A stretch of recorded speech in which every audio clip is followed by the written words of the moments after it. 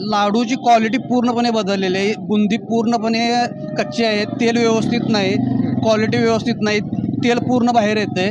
आणि हे खाऊन जर भाविकांना आजारी वगैरे पडले तर आजार वगैरे झालेत, याला जबाबदार कोण?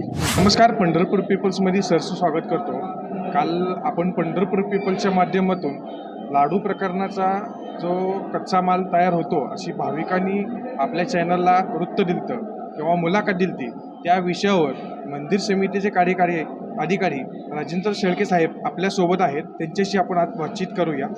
साहेब नमस्कार. नमस्कार. जो आपल्याकडं आता आपण जी तक्रार म्हणताय की जे लाडू बनवताना त्यात कच्चा माल जो वापरला जातो तो चांगल्या प्रतीचा नसतो किंवा इतर ज्या काही तक्रारी आहेत त्या बाबतीत मी हेच सांगेल की मंदिरे समितीमार्फत जो भाविकांना प्रसाद म्हणून लाडू दिला जातो तो अतिशय स्वच्छ अशा वातावरणात त्या ठिकाणी बनवला जातो. त्याच्यामध्ये जे वापरले जाणारे पदार्थ जे असतात, घटक आहे, डाळ असेल, त्यानंतर तेल असेल, त्यामध्ये लागणारे जे इसेन्शियल्स आहेत, त्याच्यामध्ये ड्रायफ्रूट्स असतील, हे सर्व आपण चांगल्या प्रतीचेच वापरतो आणि त्याची तपासणी मंदिरे समितीमार्फत सुद्धा होते. त्याचप्रमाणे अन्न औषध प्रशासनाकडून आपण त्याची तपासणी करून घेतो आणि त्यानंतरच मग तो प्रसाद म्हणून भाविकांना दिला जातो.